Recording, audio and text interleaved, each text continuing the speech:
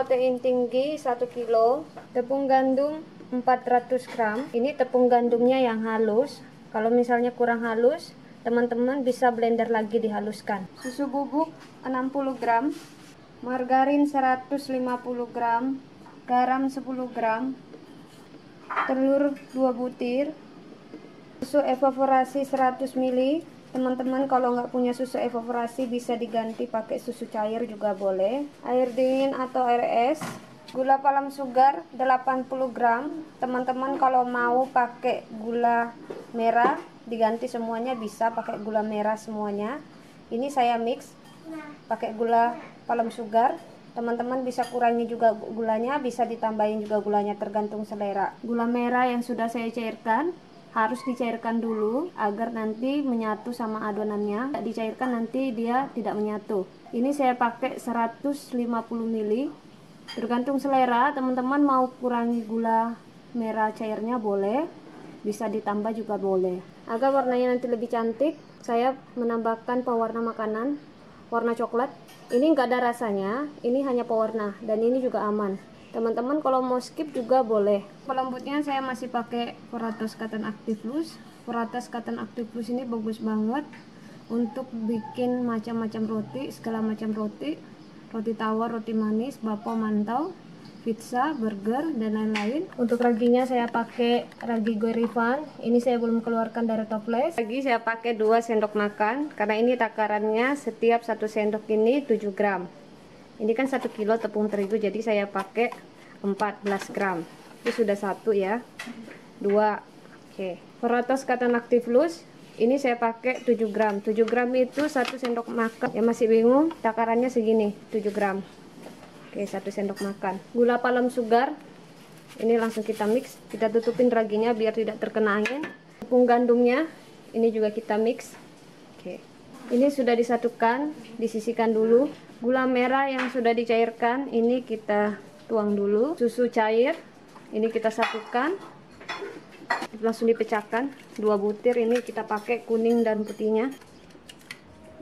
Pewarna makanan, pewarna coklat, ini bisa di skip, bisa juga dipakai tergantung selera. Ini biar nanti warnanya lebih keluar. Ini saya pakai 1 sendok teh. Oke, ini sudah di mix. Margarin, garam kita satukan. Ini sudah disatukan, disisihkan dulu. Langsung mengadon. Kita masukin dulu bahan-bahan keringnya. Diaduk dulu biar merata, dicampur merata. Telur sama susu, gula merah yang sudah kita mix, langsung kita campur. Nyalakan mesinnya, langsung mengadon. Air dinginnya kita masukin sedikit demi sedikit, bertahap, jangan sekaligus air dinginnya dimasukin. Bertahan.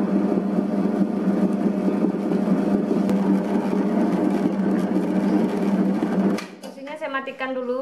Jika sudah setengah kali seperti ini, margarin sama garam terakhir kita masukin agar adonannya cepat kalis dan cepat mengembang. Lanjut mengadon sampai betul-betul adonannya kalis. Paling lama itu 15 menit, paling cepat 10 menit. Harus betul-betul adonannya kalis. Oke, lanjut kita adon, nyalakan mesinnya.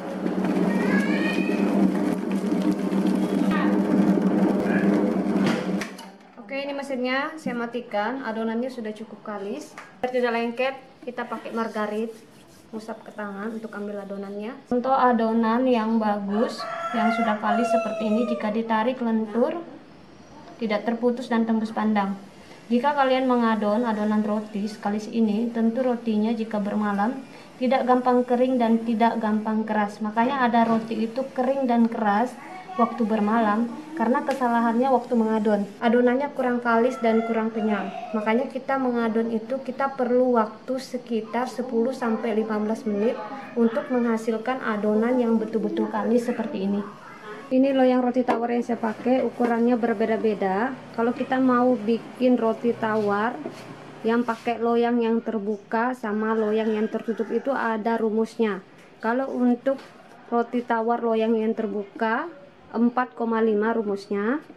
Kalau kita pakai loyang roti tawar yang tertutup rumusnya 5,2. Contohnya kalau kita mau masukin adonannya ke loyang biar pas, kita kalikan dulu. Panjangnya 24, tingginya 12, lebarnya 12. Terus hasilnya nanti itu kita bagikan 4,5. Seperti itu ya teman-teman. Biar adonannya itu biar pas masuk ke loyangnya. Makanya ada beberapa teman-teman yang nggak tahu bikin roti tawar, waktu masukin adonannya ke loyang kurang pas dan akhirnya hasilnya rotinya itu ndak bagus. Loyangnya kita olesin dulu pakai mentega atau margarin. Mentega boleh, margarin boleh, biar tidak lengket. Kalau misalnya tidak diolesin margarin secara merata atau mentega, nanti dia lengket pas matang, rotinya rusak. Ini harus kita oles sampai ke atas merata, atas ini, karena nanti dia waktu mengembang rotinya ini naik ke atas, mengembang sekali tinggi. Jadi ini harus kita oles sampai di atasnya. Seperti ini. Ini alasnya kita olesin dulu pakai mentega atau margarin biar tidak lengket, tipis-tipis saja. Baru adonannya yang sudah kita adon ini kita keluarkan. Seperti ini adonan yang bagus. Kalau kalian mengadon adonannya sekali ini tembus pandang juga, tidak sobek. Tentu rotinya jika bermalam tidak gampang kering dan keras. Makanya ada roti itu kering dan keras ketika bermalam karena kesalahannya waktu kita mengadon. Adonannya kurang kalis dan kenyal.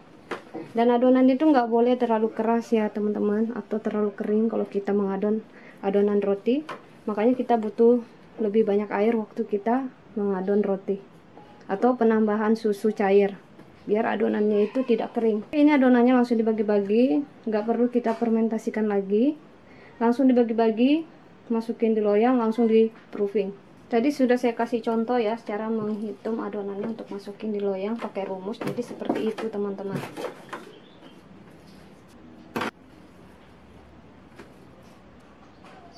Adonannya ini langsung dipipikan. Ini harus dibalik. Bagian kasarnya kita pipikan, bagian halusnya kita balik ke bawah biar nanti tekstur roti tawar gandum sugar brownnya itu lebih halus, tidak kasar. Ini panjangnya sesuai loyang yang kita pakai. Ini kita pipikan panjangnya sesuai loyangnya.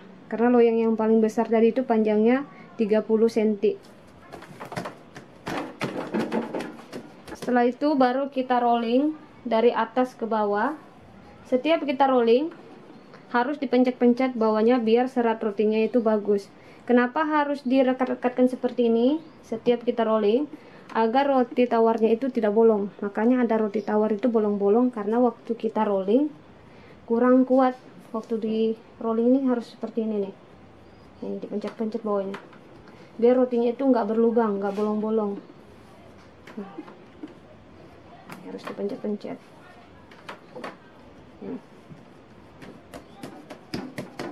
Bagian kasarnya ini kita satukan seperti ini. Ini biar waktu mengembang tidak terbuka, jadi harus disatukan.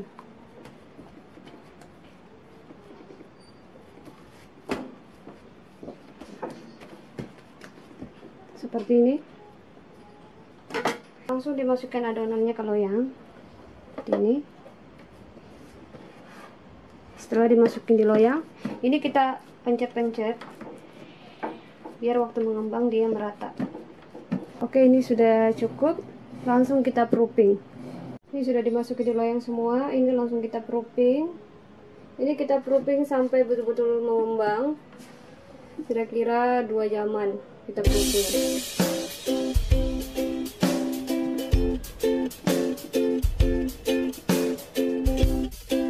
20 menit sebelum dipanggang langsung kita olesin pakai susu evaporasi. Susu evaporasi itu teksturnya seperti ini, cair tapi sedikit kental. Kalau kalian mau mengoles roti sebelum dipanggang dan keluar dari oven, bagusnya pakai susu evaporasi. Karena susu evaporasi itu bisa bikin roti mengkilat dan lembab, tidak kering. Ini langsung kita olesin pakai susu evaporasi, harus merata. Ini sudah diolesin pakai susu evaporasi. Ini kita istirahatkan dulu kurang dari 25 menit kita panggang. Ovennya saya panaskan dulu kurang dari 10 menit. Ini ovennya sudah cukup panas. Gandumnya sekaligus saya open 6 loyang masuk di oven. Ini saya tidak pakai api atas untuk memanggang. cukup pakai api bawah saja, karena kalau misalnya kita pakai api atas untuk memanggang, roti tawarnya ini ketika dipanggang dia nanti naik mengembang besar. Makanya saya pakai api bawah. Tidak masalah pakai api bawah, nanti rotinya itu tetap mateng, asalkan kita pakai panasnya itu 160 celcius. Jadi nggak boleh terlalu besar volume panasnya, cukup 160 celcius. Oke, ini langsung ditutup. Ini roti gandumnya sudah matang, roti tawar gandumnya sudah matang. Yang 3 di belakang, yang di luar tadi yang saya masukin sudah matang. Yang 3 ini yang di depan belum matang. Ini besar banget.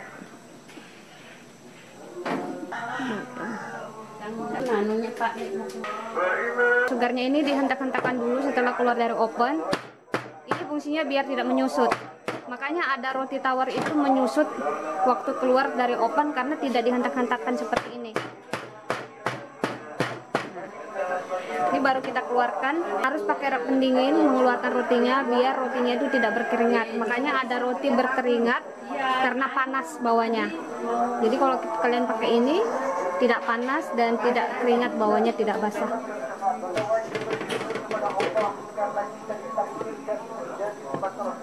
Cantik banget rotinya. Ini waktu panas-panas kita olesin pakai susu evaporasi. Maaf ya teman-teman, di rumah ini dekat masjid makanya agak nyaring. Kebetulan juga rotinya langsung masak pas azan seperti ini, makanya agak berisik. Maaf ya, mohon dimaklumi. Oke, ini sudah. Ini kita dinginkan dulu, baru nanti dipotong-potong. Nggak boleh waktu saat panas rotinya dipotong-potong, nanti rusak.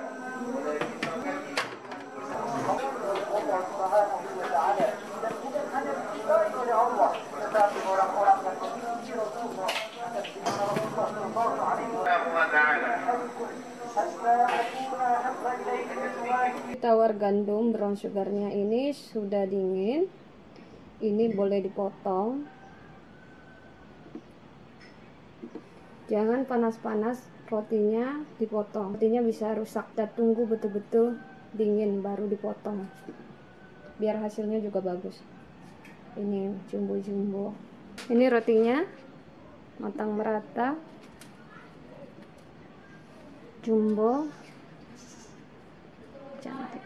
Di bawahnya roti tawar brown sugar, warnanya agak coklat-coklatan karena ini memakai gula merah yang dicairkan. Seperti ini hasilnya. Oke, ini langsung dipotong karena sudah dingin. Potongnya harus pakai pisau yang tajam. Kalau tidak tajam, rotinya bisa rusak. Saya pakai cutter. Ini cutternya baru. Setiap saya memotong rotinya ini saya ganti terus cutternya.